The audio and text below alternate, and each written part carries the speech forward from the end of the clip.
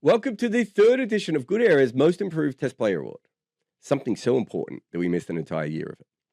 We stole the idea from the NBA, but because Test cricket schedules work differently, we can't do 1 year cycles, and usually it would be two. But the last time we did this was 3 years ago, so the timelines we have taken are from the 2nd of June 2022 until now, and then the 2 years prior to that. Last time we gave the trophy to Litton Das, while Temba, Bavuma and Lahira Tiramani finished on the podium. The inaugural edition went to Babar Azam over Ishant Sharma and Jason Holder. So, I don't know, perhaps this award is cursed? Sorry to everyone who's ever received it. We have rules or guidelines, but definitely not laws, for this prestigious, made-up, subjective award. And there is no trophy. To win it, you must have improved to your best ever Test cricket self. We are looking at players in career best form who, in an earlier period, weren't as good. Rookies like Jaden Seals don't qualify. Obviously, you need to have played enough games, so Mark Wood or Taskin Ahmed are also out of line. Lahiro Kumara and Vishwa Fernando also were not that far away, but ultimately their records didn't quite stand up. Generally, we are looking at the last 3 years versus the two previous, but for some players, we do need to go back earlier, which is fine because we are just looking for the most improvement. Matt Henry and Mitch Santner hadn't played much in the previous window, and we have gone back further and looked at their career numbers. Johnny Bairstow got heaps of nominations on social media, and he had the ride of his life in the Bazball regime. But he was also dropped in the series against India. Maybe crucially for us, though, you could argue his 2016 was so good that this current run wasn't that much better. Kusal Mendes had a terrible period in the window before this, but his current performances have come mainly from batting at number 7, and so he didn't quite make it. Aiden Markram just hasn't made a lot of runs when travelling, which is incredible considering the World Test Championship final. The point being is you could be really good and have improved and still not get nominated. Even players we're obsessed with, like Shanto and Pope, have missed out. Pope made a lot of his runs against Zimbabwe and Ireland, while Shanto's record is inflated by 2 huge, beautiful, magnificent, wondrous tests. Alas, in 60% of his games, he hasn't actually made 50 runs combined. We also ended up with a weird category of fantastic players who did awesome things, but didn't quite get in. Mohammad Siraj, Travis Head, Alex Carey, and KL Rahul. Memorable performances, undoubtedly, but maybe their career numbers didn't quite have a tectonic shift the way we needed them to, or some of them were just unlucky with the timeline. We turned to social media for nominations, and thank you to everyone who was involved. We got some brilliant candidates. Random Cricket Stats did incredible work as well, digging deeper than just the raw numbers. But let's just make the rules as clear as we can. This has to be clearly the best you have ever played, hence why Bairstow misses out. You have to have played a substantial amount of cricket before our 3 year period. Sorry, Seals. And there needs to be a sizable shift in how they played because this is about improvement, not just being good. Did you hear that, Travis? So with the ground rules set, let's look at our 10 nominated names before chopping them down to 3 finalists and then just one sweet, sweet winner. Welcome to the least prestigious award in Test cricket, the Good Area's Most Improved Player. My latest book is The Art of Batting. It delves deep into how the best players ever made their runs. Get your copy today. Dinesh Chandimal isn't your normal Gen Z unhinged number 5. In fact, we've seen him block out games against Ashwin and Jadeja.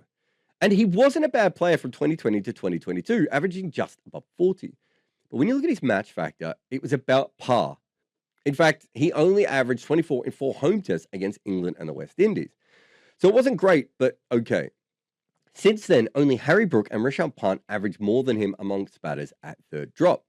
And part of the reason for his match factor of 1.34, which is bonkers, by the way, is that in the 8 matches where the rest of the Sri Lankan top 7 batters averaged 30 or less, he went at 45, more than double his teammates. Chandimal just turbocharged his home record. He did have one bad series against Pakistan in 2023, but there are so many good things to remember, like a double ton against Australia that sent up a huge win. On the road, he averages under 35.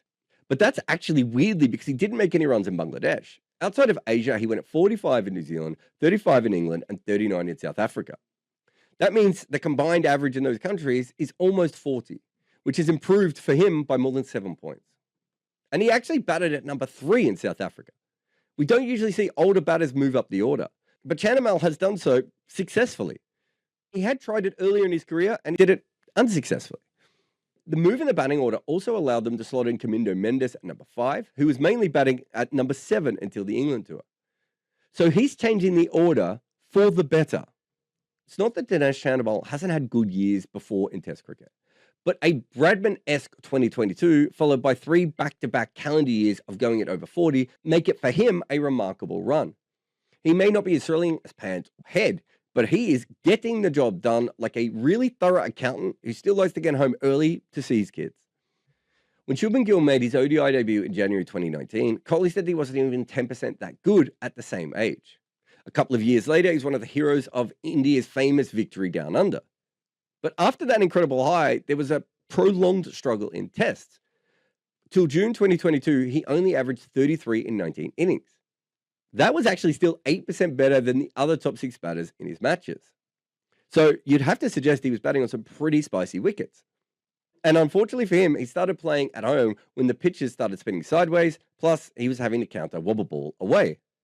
In the next 50 innings, Gill averages above 44 at a match factor of 1.23. He started as an opener, then shifted to 3, and is now a number 4, so he's had many jobs. But he was struggling. His career averaged to below 30 in his 21st test in January of 2024. The fans turned on him, and it was only a few of us brave souls, and Kevin Peterson, who fought the good fight. But his 100 against England at Vizag in the 3rd innings kicks off a really good run for him. Since then, he averages nearly 57 in 30 innings. But of course, it still wasn't completely a smooth ride. He was actually dropped for the Boxing Day test last December. Yet, 2 matches later, he would lead India in the first test at Headingley. With Kohli and Sharma having retired from the longest format, the keys were just literally thrown at him. And he had an all-timer of a series. Only Gavaskar 771 wasn't betted. He scored 4 tons as India managed to draw the series. The case against him would be that he really starts improving at the start of 2024. In fact, until that point, his away record was very underwhelming. And in that series, he got to bat at number 4 on very good batting wickets, which is all the batter really wants. Shubman improved, but was it too late for him to win this crucial prize? Temba Bavuma is back, baby, and he was already nominated and almost won a previous award. But this new version makes hundreds. The big issue last edition was just the lack of big scores. 3 of his 9 knocks above 50 have been tunts, all at home. The conversion rate is still not as great as it could be. But you would take 3 over 0 every day of the week. His median has gone up from an already elite 33.5 to 36. This man knows how to start an innings. And Bavuma's match factor has improved from 1.58 to 1.82. That is very, very good. His average in South Africa has risen from 56 to 64. Essentially, his runs per innings increases by more than 20 points. His highest score was 172 against the West Indies at Johannesburg, where he made more than half the team's runs after coming in at 8 for 2. His other 2 centuries came at number 5, with the scores 72 for 3 and 89 for 3. However, he only bats in that position 6 out of 23 innings. Beforehand, almost all of his knocks were at number 5 or lower, a very cushy place to bat. So that meant that his median entry point was around the 39th over then. Now, in this period, it's been the 18th over. Well, it has been harder for him. Away from home, he was their highest run getter in what was a forgettable tour of Australia. But his most important innings of the cycle was obviously the World Test Championship final, where he limped his way to a match-winning performance with Aiden Markram. Temba Bavuma was one of the most mentioned players when we asked for nominees online. And while he certainly got better, he was very good even before this run. It's incredible to be a finalist last time and still get better, yet he has. But maybe he comes up a little short. Part of the case against him is that he missed 10 tests in our nomination period. However, if the timelines for 2010s to 2020s, he would be a very strong contender. He is probably the most improved player this decade, although as far as I'm aware, there are no made-up trophies for that. Wiaan Mulder has added more than 50 runs on his batting average from last time. Job done, most improved player. Let's all hit the showers. Now, of course, that sounds incredibly dramatic, but the big reason for that is the series against Zimbabwe. He is the GOAT of the false 3, and of course could have broken the world record, but didn't want to. There's no doubt that he's a much better player than when he debuted. He averaged only 15 with the bat at that point, and that's a really low mark, even for someone coming in at number 7. At that stage, he would get out against spin all the time. 5 out of 6 dismissals of those bowls were actually in South Africa, where you're not supposed to get out to spin. So his average against the quicks is about the same, but he goes at averaging 12 runs per dismissal against spin to over 100. Most of those runs were in Bangladesh, where he was undismissed. But he wasn't too bad against the spinners in the West Indies as well. Mulder really becomes a regular last August onwards. And he's had some solid returns at number 7 and 8 in the West Indies and Bangladesh. But of course, he was moved up to number 3 after that, so he's certainly more helpful to his team now. He took 7 wickets at 15 runs apiece in Zimbabwe. Before that, he had 13 wickets in 9 games at 28. 19% worse than the other quicks in the same matches. In the previous period, he took 18 wickets at 10 matches. Another crucial point here is that he just doesn't bowl a lot. 15 or 16 overs per match is really close to part-time. Even if we say his bowling has become marginally worse, there is a clear uptick in his batting performances, even if his average is a little bit overblown. Whether he's going to be a long-term number 3 in a full-strength lineup remains to be seen. But if he can average around 35 while batting in the top 7 and bowl around 20 overs a match, it would probably give Proteas a lot of balance. All-rounders in this award are tricky because it's rare a player has gotten better in both metrics, and Mulder hasn't. We left Pope out for big runs against Ireland and Zimbabwe, so while Mulder did some incredible average boosting, we might need to see more. Some of the greatest all-rounders in cricket history took time to develop, which is why we use the Botham-Pringle continuum, which suggests that an all-rounder is either a joke or a hero. But that isn't what happened to Mehidy Hasan Miraz. He was a bowler who is now learning to bat. Since June 2022, he averaged over 30 with the bat and under that with the ball, delivering nearly 33 overs per test. His batting averages improves by about 6 runs, but the match factor in his batting positions tells a lot more. He used to be 39% worse than the top order players in his games, and now he's 3% better. He has evolved from a decent number 8 to someone that moonlights at number 7, and occasionally higher. Now, he has played 17 of his last 21 games in Asia, compared to 6 out of 11 last time. But even in these conditions, his match factor has improved significantly. He crossed 50 in 7 out of 37 innings, compared with 2 out of 19 before. His last series in the Caribbean, he made 146 in 4 innings, which was the second highest of all batters. Compare that to the series in June 2022, where he made 17 runs in as many knocks. He's a different dude now. Mehidy also won Player of the Series twice, in Pakistan and at home against Zimbabwe. The former was important because it was the first time that Bangladesh beat Pakistan in the longest format. And with the ball, he goes from an average of 39 to 28, and the match factor goes from 25% under par to 3% better. And guess where he averaged the least? Pakistan. He took 10 wickets at 18.6 in 2 games there, and the other spin bowlers all went at over 50. And this was before Pakistan made the wickets good for tweakers. He does pick up nearly 4 wickets a game at home, but is 7% worse than the other slow bowlers. Interestingly enough, he had 61 wickets in his first 11 tests in Bangladesh, outperforming the other spinners by 25%. However, he wasn't anywhere near as good with the bat back then. If we look at just the basic numbers, he averaged 48 in Asia the last time, and that has dropped by 20 points now.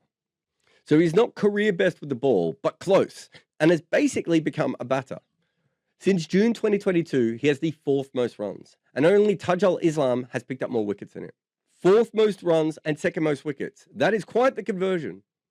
But is it enough? One of the more ignored Mitchells of our game, often only seen bowling economically in white ball cricket. When he did play tests, it was not good. In his first 24 matches, he took 41 wickets at over 45 and averaged less than 25 with the bat. That's barely bits and pieces. It might just be pieces. Like a bad, off-brand, early career Daniel Vettori. Santner comes back into tests in 2023 in a crucial match in Bangladesh. He collects 6 wickets in the must-win game and scores an important unbeaten 35 in a tricky 4th innings chase. This was the new, and definitely improved, Santner. In his last 8 tests, he has picked up 37 wickets at an average of under 20, going at less than 3 runs and over. Although he didn't actually bowl that much against Zimbabwe.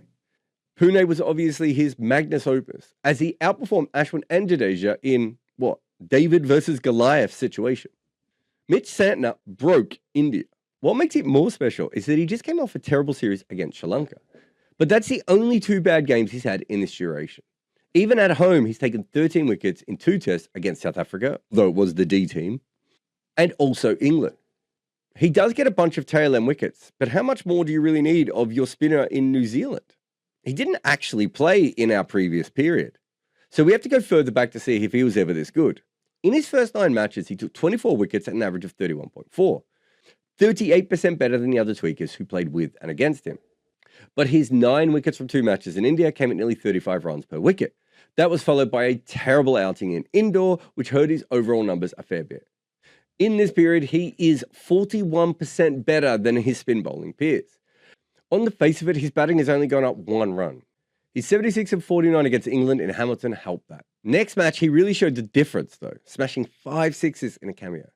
That is how he has changed his batting. Before, he struck at a pedestrian 42 strike rate. Now it's up at 64, and I think he can even get faster than that. He's had good batting performances at Gill and Pune as well. We're still not talking a top 7 level batting, but he's a very useful number 8 to have. Maybe Santner is a 7.5, which feels like a jump from earlier, and with power, he can bother teams as well. Santner is still not an automatic pick in the team, especially on home soil. He's played only 2 out of 7 local tests in 2024, but perhaps that's just life as a Kiwi spinner, right? He also had to miss out on the Wankhede test due to an injury. But the biggest proof that he's changed as a test player is that he captained them in Zimbabwe when Tom Latham wasn't around. He was truly awful with the red ball. Now, many teams in the world would love to have him. Has he improved the most? I'm not sure. But he's certainly up there for the most dramatic late career bloomering. This video is brought to you by our supporters on Patreon. If you want to be part of the community that makes content like this, head over now. Did you know Matt Henry used to be comically shit in tests? After 13 matches, Matt Henry was going at 51 runs per wicket.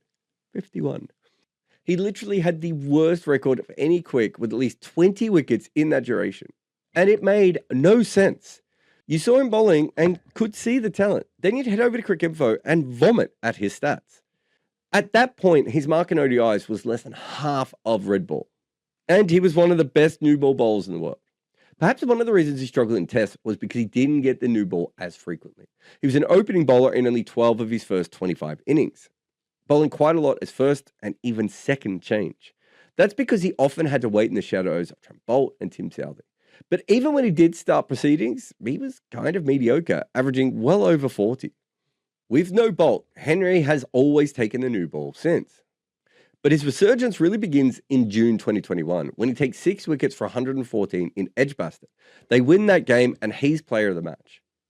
It's a 2-game series, but the Kiwis were the first to beat England since Sri Lanka in 2014. Since that game, Henry has snapped up 105 wickets at an average of just over 20. The only 3 who concede fewer runs per wicket are Scott Boland, Jasprit Bumrah, and Kagiso Rabada. Matt Henry has gone from McDonald's to Michelin star. He's as good home and away, but Zimbabwe does help his numbers on the road quite a bit. But he won them a test in India as well. The only 2 off days he's had are against Bazballing England and on a graveyard in Pakistan, which are both nightmares for modern batters. The one caveat in his record would be that he has missed a few games. But 56% availability for a fast bowler, especially of his age, is not too bad. In fact, since the start of 2024, he's only sat out 3 games, 2 in Sri Lanka and 1 in India. And that's really when he becomes more of a automatic player in the 11. Right hand, left hand, home, away. He's just better now. But is he better enough? Before the inception of the World Test Championship, Alzarri Joseph had picked up 25 wickets in 9 matches, an average of just under 33.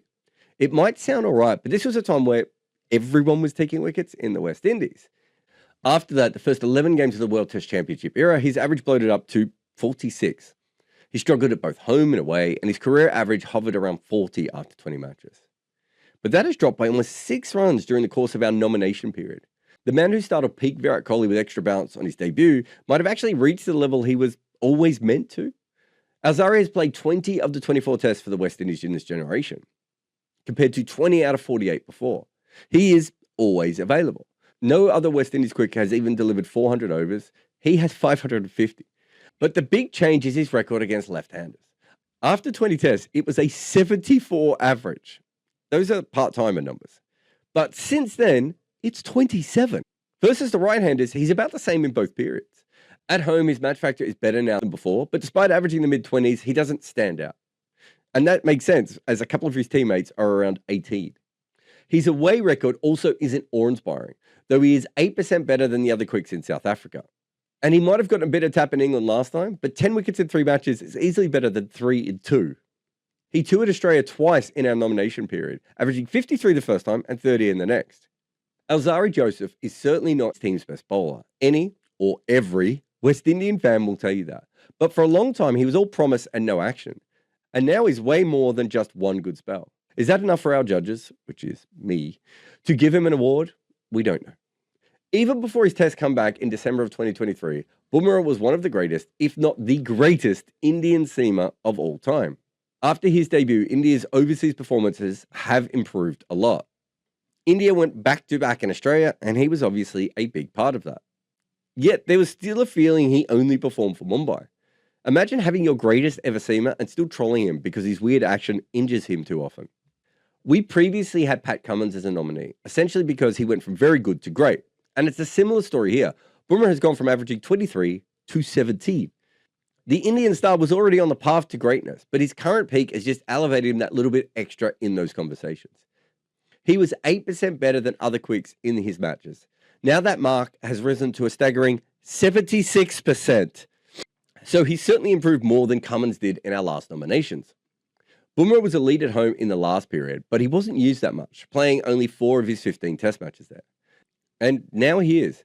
The fast bowler has somehow managed to halve his average in Australia and bring it down by 10 points in South Africa. In England, he's about the same. But this is better illustrated by match factor in each country. Bumrah averaged 7% less than the other pace in his games in South Africa and Australia and was almost par in England.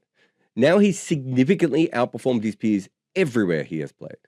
We are talking about a truly generational run here. This is a level we've barely ever seen any bowlers operate at in almost 150 years of the sport. Being at Bumrah's level is the hardest to win this award because it's a small jump, but maybe he went from all-time great to potential GOAT. And is that enough to win this award? The world waits in anticipation. My dad doesn't rate Josh Hazlewood, which brings me endless amounts of joy at every wicket he gets. Some of the issues my dad has is that early on he was overhyped and never got to that level. But he has now got to that level. And my dad still won't give him any credit. What an arsehole. Since June 22, he's picked up 80 wickets in 19 matches at an average of under 20. No one else apart from Bumrah has over 50 wickets at a sub-20 average. The closest is Kagisa Rabada, who averages exactly 20. Before this stretch, Hazlewood had the 11th best average of the 21 quicks since his debut. In terms, he goes from being pretty good to absolutely elite. He's currently a better bowler now than Cummins. That's largely down to left-handers. He went from averaging 31 to 17 against them, while also improving slightly against the right-handers from 24 to 21. He snapped up 38 wickets in 9 matches in the last 3 home seasons, averaging less than 16. While the reinforced Kookaburra seam and more bowling-friendly surfaces mean that batting in Australia is hard now, he is outperforming the rest of the pacers by a staggering 81%. Essentially, Hazlewood was always a hybrid Australian-English quick. And now the Aussie wickets still bounce, but he gets more lateral movement.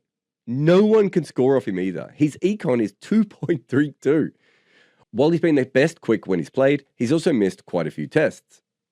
Hazlewood's body is starting to slow down, and he hasn't played a single match in Asia during this incredible run. And this matters because Australian fast bowlers took 18 wickets at 42 in those 8 games.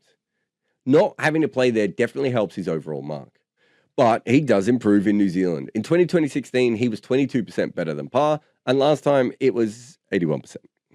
There's no doubt he's raised his game a notch higher, maybe even a notch and a half. There are still caveats and unchecked boxes too. I feel that he is better, and this is the version he always could have been. He's improved, but this is tough competition. Again, Nathan Lyon's case is a bit like that of Hazlewood or Bumrah, because he was already a star even before our nomination period. It's sometimes easy to ignore that there is legit improvement in his game. But his career bowling average has gone from 32 to 30, which is a big deal for a spinner that has taken the 7th most wickets ever. There is something else we care about more though. Lyon wasn't always a great bowler in Asia. After Australia lost the series in Sri Lanka in 2016, Darren Lehmann, Australia's coach at the time, said that his record on the subcontinent is not great and that he's got to improve. At that point, the off-spinner had an average of 44. So there was certainly an element of truth there. But he does go on to do well in India and Bangladesh after that. His average in Sri Lanka improves with every tour though. But as always, we need to look at the match factor. In 2022, he was better than 2016, but not as good as 2011. On the Indian tour, the wicket spun a lot, so of course his numbers are great. But even so, he outperformed what the collective spinners did on match factor, so it was his best tour on those shores. It's clear that he improves in Asia, and a big part of that is he becomes a lot more incisive in the second innings. We've done a whole video on how he never used to be good at that. It's taken him a long time to work out how to be good at the end of games. And now in Asia, his average has dropped to 26 at the end. It used to be 42. In the last 3 home seasons, he has 52 wickets at 26. The other spinners in these matches had an average of over 60. Of course, of recent times, he hasn't been used that much. He just doesn't bowl as much at home because the seamers take all the batters so quick. In the West Indies, he was even dropped. Less a victim of his form and more about the great efforts of the 4 quicks. But in the 3 years as a total, this was next level improvement from the ironic GOAT. A Lion who can bowl this well in Asia is great for Australia. He is finally as smart as he is skillful, and he's just hoping now that his body allows him a few more years to cash in on that. But will he take home the MIP tonight? So that is it. Our long list of nominees looks like this. Dinesh Chandimal, Shubman Gill, Temba Bavuma, Wiaan Mulder, Mehidy Hasan Miraz, Mitchell Santner, Matt Henry, Alzarri Joseph, Jasprit Bumrah, Josh Hazlewood, and Nathan Lyon. They could all be winners, except that's not at all how these sorts of things work. But we had 3 that just seemed to be the clearest in terms of improving. So without stuffing you around any further, it's 2 Kiwis who used to be shit and a Bangladesh spinner who upped his batting. So our short list is Mitchell Santner, Mehidy Hasan Miraz, and Matt Henry. Pause for dramatic effect. Unpause. They could all be winners, except that's not at all how things like this work. So let's take one last look at these guys. Mitchell Santner's transition from white ball specialist to a genuinely impactful test player has been remarkable. He ended India's test run on his own. It wasn't actually on his own, it just sounded better for this section here. And previously, he couldn't even stop crap tail-enders from scoring runs. We can nitpick and say he's not a regular, especially at home, but it is New Zealand. And he didn't have a good time in Sri Lanka either. So this is a serious evolution, one that was as violent as it was shocking. Mehidy Hasan Miraz enhancing himself as a test player probably helps the most with team balance. Not only is he better, but Bangladesh don't have a huge drop-off that Shakib Al Hasan's retirement was going to bring. If he can consistently step up at number 7 and bowl the way he has been, it allows Bangladesh to pick 5 bowlers. Yeah, he wasn't tested much outside of Asia, apart from the Caribbean. So it'll be interesting to see how his performances would translate when they tour out Australia and South Africa in this cycle. However, this is a massive uptick in form, and we say, yay Mehidy. Yahidi? And then you get to Matt Henry, whose bowling used to be largely like a busted ass in Test cricket, and now he busts everyone else's ass. For the longest time, his test numbers never really made any sense to any of us. Now, not only might he be the player who has improved the most, he is certainly the player whose numbers have reverted to the mean more than anyone else. So who are we going to pick? 2-finger spinners or the quick, who is no longer shit? The third winner of Good Areas, unprestigious, Most Improved Player award is the Pride of Christchurch, Matthew James Henry. Basically, he unkafkaed himself. Before the Kiwi seamer was a cockroach, and now he is one of the best bowlers in the world. It was a metamorphosis. Arise, the most improved player in Test cricket over the last 3 years, as given to you by a random YouTube page you probably haven't heard of. Thank you to everyone who nominated here. It was obviously a huge undertaking, and it will be in hopefully 2 years when we try it again. But please like and subscribe and leave your comments on who you would have given this award to. And maybe, who knows, maybe you'll have your own metamorphosis. Are you as chronically online as Moses Enriquez?